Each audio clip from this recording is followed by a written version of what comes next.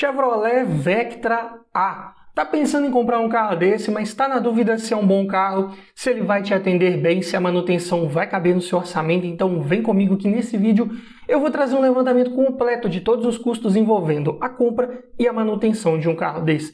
Vamos falar aqui de documentação, seguro, cesta de peças completa, lista de equipamentos, parte mecânica, consumo, pontos positivos e negativos, tudo em detalhes. Então, se já gostou do tema, não esqueça de deixar aquele like no começo do vídeo para fortalecer o canal. Se inscreva se ainda não for inscrito. Eu sou o Paulo Silva e esse é o Bate-Papo Automotivo.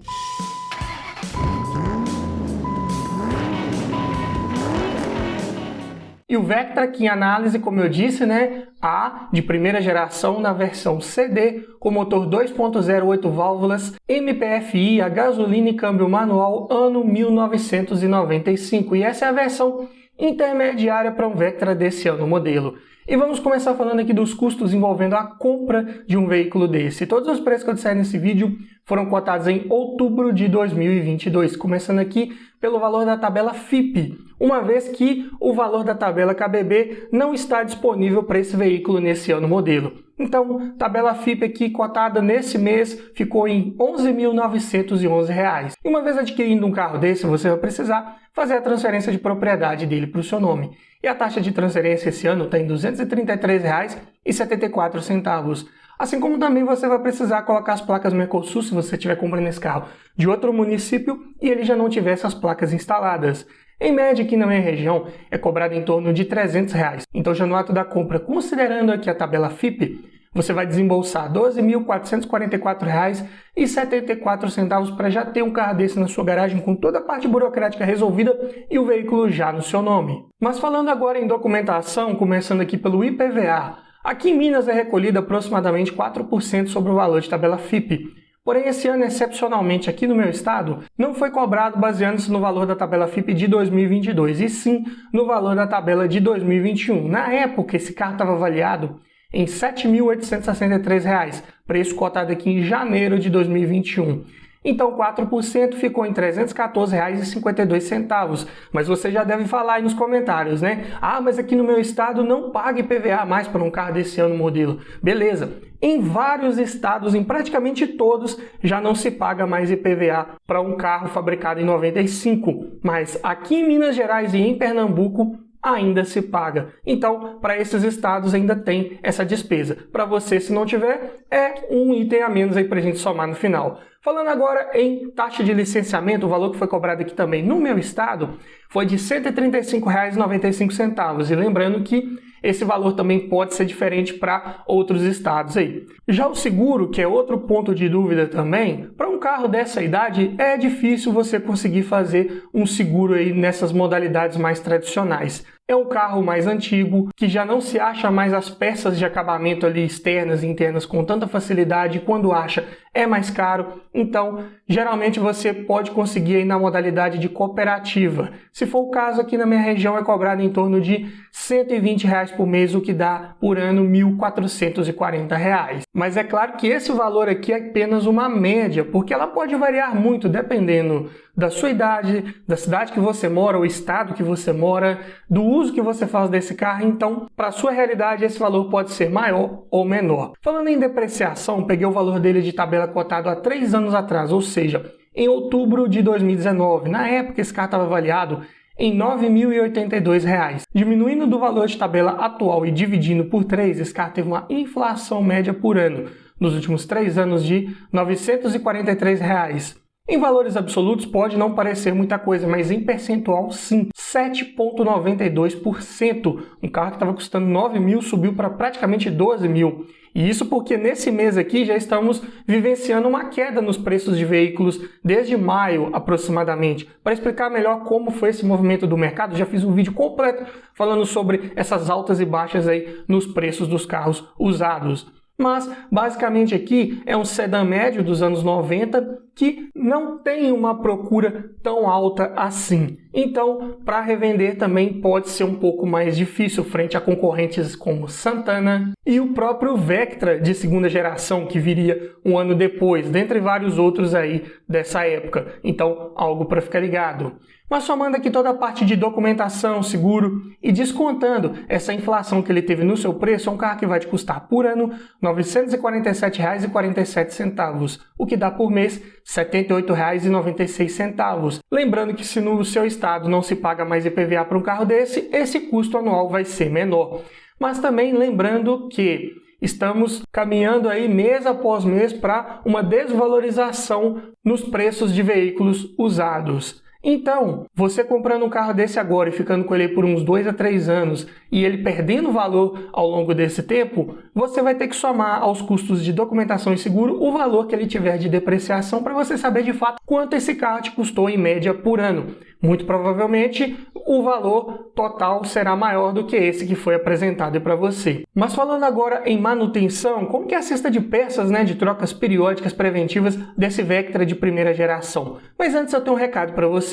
Tá olhando um carro para comprar, mas está na dúvida se é um bom carro, se ele foi bem cuidado, se já foi batido, quer aprender a avaliar um carro em detalhes para você não errar na próxima compra? Para isso, eu desenvolvi um e-book completinho com mais de 280 itens do que você precisa avaliar em um carro e o que você precisa observar para cada um desses itens, para você fazer uma análise mais criteriosa e não esquecer nada na hora da avaliação. Então esse e-book vem para te trazer muito mais conhecimento sobre como avaliar um carro e aumentar muito as suas chances de levar um excelente veículo para sua garagem. Link na descrição. E começando aqui pelo kit de pastilhas de freio dianteiras da Colbrec com sensor de desgaste, ficaram em R$ 114, uma vez que esse carro tem o check control ali no painel, então tem o aviso ali de desgaste de pastilhas, então você tem que comprar a pastilha correta para não ficar aquela luz acesa ali no painel o tempo todo, Falando em discos de freio dianteiros da Fremax, o par ficou em R$ 353.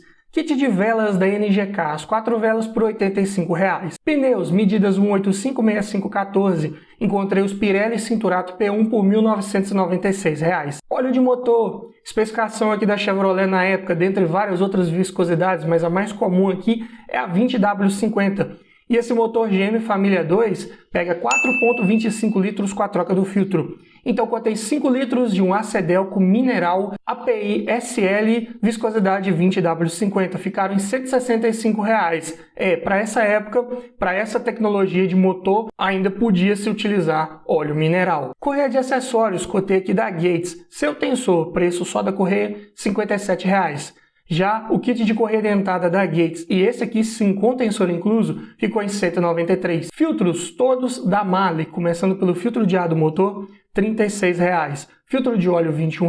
Filtro de combustível, R$ 32. E o filtro do ar-condicionado, R$ 33. Bem acessível aí, parte de filtros. Assim como os amortecedores, olha só que interessante, cotei os 4 aqui da Monro, modelo Monromatic Plus, pressurizados apenas a óleo, ficaram em R$ 854. E aqui não tem kits de coxins, batentes, coifas, nada disso, aqui é o preço só dos amortecedores.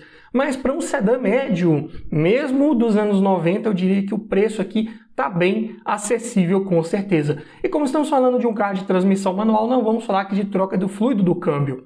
Então, somando a cesta de peças de trocas periódicas preventivas do Vectra CD95, ficou em R$ 3.939. Custo de manutenção bem acessível, bem na média, eu diria até que mais barato aqui em alguns pontos do que alguns de seus concorrentes, com certeza. Geralmente, nesses veículos aí da Chevrolet, motores 8 válvulas, não tem custo de manutenção muito elevado. Você encontra peças mecânicas ainda com certa facilidade. O que pega um pouco aqui mesmo, como eu já mencionei, é na parte de peças de acabamento. Mas vamos falar disso um pouco mais à frente nesse vídeo, porque primeiro vamos falar dos custos envolvendo abastecimento, começando aqui pelo custo do tanque cheio. Esse é um carro com motor apenas a gasolina, e a gasolina aqui na minha região está numa média de R$ 4,79 o litro. Ele possui um tanque de 57 litros, então vai ficar em R$ 273,03 para enchê-lo. E como que é o consumo? Falando aqui em dados de ficha técnica, na cidade esse carro faz 9,3 km por litro, na estrada 13,3. consumo até bem interessante para quem fala que esses motores GM Família 2 são mais gastadores, né? Vectra, de uma forma geral, tem um consumo mais elevado, mas aqui estamos vendo que, em números, pelo menos, não é dos mais gastadores. Mas é claro que, na prática, a coisa muda, né? Esses dados aqui foram obtidos numa época bem diferente do que é hoje. Os parâmetros de testes ali foram mudando e se atualizando com o passar do tempo, além do próprio combustível, né? A composição ali, né? Percentual de etanol na gasolina, principalmente, não era o mesmo do que vemos hoje. Hoje tem mais etanol na gasolina. Então, a consequência disso é o consumo de combustível um pouco mais elevado, infelizmente. Falando ainda em dados de ficha técnica, agora na parte de autonomia, com o tanque cheio na cidade, esse carro pode rodar 530 km. Se for na estrada, a autonomia sobe para 758. Tanque de porte médio, consumo razoável, autonomia bem favorecida com certeza. Mas repetindo que na prática, esses números de autonomia podem ser um pouco menores. Falando aqui em lista de equipamentos, versão intermediária do Vectra, né, de primeira geração, de série já conta com direção hidráulica com ajuste de altura, vidro elétrico nas 4 portas, travas e retrovisores elétricos, alarme, rodas de liga leve, ar-condicionado, faróis e lanternas de neblina, freios a disco nas 4 rodas com ABS e check control, né, que traz bastante informações ali, né, de avarias que podem ocorrer com esse carro, principalmente elétricas, né, indica ali baixo nível do líquido de arrefecimento, baixo nível do líquido do lavador de para-brisas, desgaste das pastilhas de freio, como falei também lá na parte de manutenção, dentre vários outros itens interessantes. E além disso, conta com os opcionais de computador de bordo, teto solar elétrico e o câmbio automático de 4 velocidades. Para um carro dessa época, eu já nem recomendo muito que você pegue ele com câmbio automático. A chance de você precisar dar uma manutenção corretiva num câmbio desse vai ser mais elevada e se você precisar, saiba que vai ser mais caro. Então, para evitar maiores dores de cabeça, pegue um carro desse com câmbio manual que você não vai ter maiores sustos nessa parte. E o sistema de som na época vinha com um toca-fitas apenas. Estamos falando de um carro 95, né? Então é dessa forma. Mas hoje em dia muito dificilmente você vai ver um carro desse aí com toca-fitas original. Geralmente o dono troca, coloca um CD player, então é dessa forma. Falando aqui em conjunto mecânico, né, motor GM Família 2 já tinha, né, desde essa época e bem antes disso, né, com certeza. Código C20NE, comando simples no cabeçote acionado por correia orientada, potência de 116 cavalos a 5.200 RPM e torque de 17,3 kgfm a 2.800 RPM. Então, torque máximo no giro mais baixo, ótimo aí nas arrancadas e nas retomadas de velocidade. Para um sedã médio, quase pesado, não diria nem pesado, 1.193 kg, está na média. Então a relação de peso-potência fica em 10,3 kg por cavalo e o 0 a 100 em 11,1 segundos. Números bem satisfatórios para a época. Câmbio de 5 marchas, F18, relações bem acertadas com a potência e torque que esse motor entregam e para o peso desse carro. Câmbio de engates até não muito precisos, mas você não vai ter maiores problemas em encontrar as marchas com ele aí, então tudo certo, um câmbio bem competente. Só o detalhe aí para ré, né? Você tem que levantar aquele anelzinho, jogar ali em cima da primeira e não é sincronizado, então o carro tem que estar 100% parado para você poder engatar essa marcha ré. Se ele estiver movimentando um pouquinho ainda, é certeza que vai arranhar, como em todo Chevrolet de época. Sistema de suspensão, McPherson na dianteira, eixo de torção na traseira, configuração mais simples, mas não é por isso que deixa de ser um carro de ótima estabilidade em curvas, com certeza. E sistema de freios, como eu disse, é a disco nas 4 rodas, sendo ventilados na dianteira e sólidos na traseira. Assistência da direção é hidráulica convencional, rouba um pouquinho de potência do motor, mas de manutenção corretiva mais barata. Porém, o porta-malas aqui é pequeno, 388 litros de capacidade para um sedã médio mesmo de época, está bem abaixo dos concorrentes. Porém, conta com o banco traseiro rebatível e bipartido que, em algumas situações, você consegue aumentar essa capacidade de carga. Então, quais seriam os pontos positivos de pegar esse Vectra de primeira geração? é a sua robustez, confiabilidade mecânica, mesmo o motor que vinha lá no Cadete, no Monza, depois foi utilizado no Astra, nos Vectras mais novos, né, até sair de linha lá em 2011, então o motor que ficou por anos no mercado, boa oferta de peças, preços na média. Claro que falei de todos esses carros que esse motor vem equipando, né? Claro que ele passou por várias atualizações mecânicas, eletrônicas, algumas coisas ali foram mudando, mas essencialmente, mecanicamente, continua ali praticamente a mesma coisa. Então, muita coisa ainda intercambiável que você encontra no mercado e com facilidade. Motor de bom desempenho para a carroceria desse carro, né? Na média, considerando os padrões de desempenho aí da época. Acabamento excelente, utiliza materiais aí de boa qualidade no painel, forros de porta, nos bancos. Nessa versão CD ele tem apliques imitando madeira ali no painel, nos forros de porta, então solução bem interessante com certeza.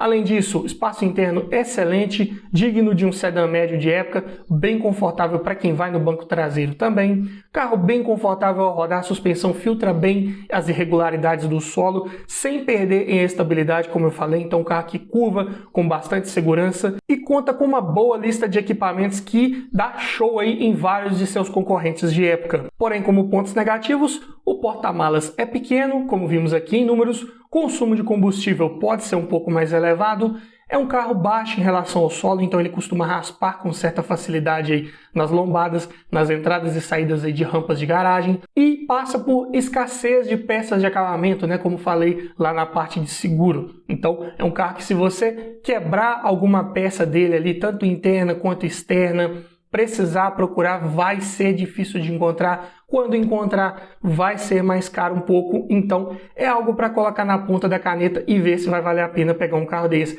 Sem falar que, por essa razão, é um carro que costuma ser um pouco mais desvalorizado, né, do que seus concorrentes.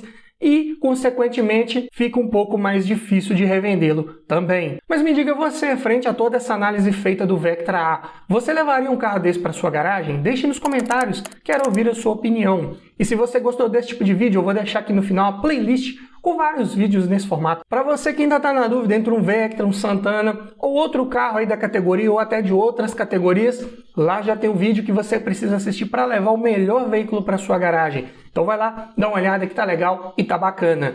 E é isso aí. Obrigado por assistir, aquele abraço e até o próximo vídeo.